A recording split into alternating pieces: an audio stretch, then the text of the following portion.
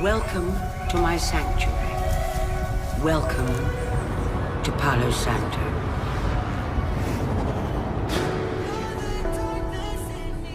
Can you dance? The inspiration for the world of Palo Santo kind of has come from so many different places. You know, growing up, I really loved sci-fi and fantasy. I read so many fantasy like novels and stories and stuff, and you know, I was really big fan of Margaret Atwood, Ursula Le Guin, like these female writers, and they would write these kind of like dystopian, almost like feminist takes on future societies. You know, I love Star Trek and Star Wars, and we all love, you know, like Fifth Element. I think that all kind of like went into my brain like along the way, and then when I sat down and was like, all right, what should this next album be? I knew that I wanted to create this fantasy world that all the music could go along with. So I kind of just went back over all the stuff that's inspired me through my life and kind of tried to put bits together to make this world like a quilt, like a patchwork quilt of all these things that I've been thinking about for a long time.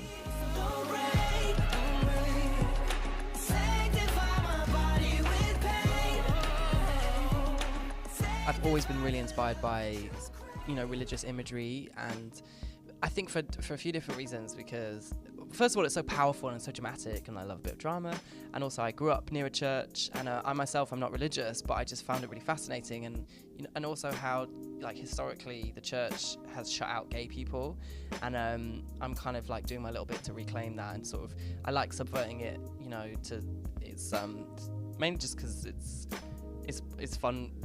I get a thrill out of it. I think also, you know, when I was kind of finding my identity, like forging my identity in my like early 20s, I spent a lot of time going out to clubs, to like gay clubs, and it felt like, you know, that was our church in a way. Like we'd all meet on the dance floor, and you know, that was like the act of communion with each other. First album's called Communion. Communion. Spoiler alert. There we go. So it's a common thread. Yeah.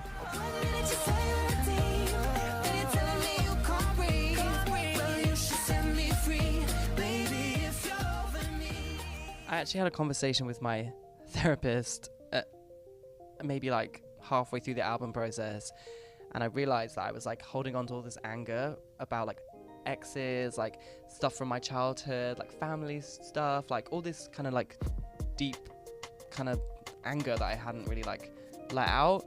And it was also like it took us a long time for the album to really get going, and I felt like we were really stalled and nothing was really working. And then I realized that I guess I just the anger in a way like was sort of like a bit of a fuel to the fire to like really, you know, get the music done and like get the visuals the way that I want them to be, and to really just like keep going. And when I'm listening to the album now, the song that makes me the most uncomfortable when I listen to it, because I'm like, I said some things that like feel a bit raw, is probably Lucky Escape, just because, you know, I was trying to like make myself feel better with that song, trying to be like, yeah, I got out of that relationship and I'm much better off without him, and like I made a lucky escape, you know. But which is in part like, you know, that's true, but also it's one of those things that you do like when you try and make yourself feel better, like you're trying to like rewrite your own narrative. And the memories are filling up smoke. You remember me and I start to choke. We all need a chance to escape, right? Or like to go to a place where things are like more shiny, more glamorous, more exciting. And for me, that's what pop music always was. And so often I was relating to these women who felt like larger than life and felt like they were in command of their sexuality, of their bodies, and like they had something to say, and they wore such amazing outfits. And I looked at them and I was like, I want to be like that, you know? Especially for a young gay guy. Like for me, I felt like I wasn't, you know, the men that were out there like making music in the charts were just not, I didn't feel like they would like me. I felt like I couldn't hang out with them. They would probably like be, I don't know, like I just didn't feel safe.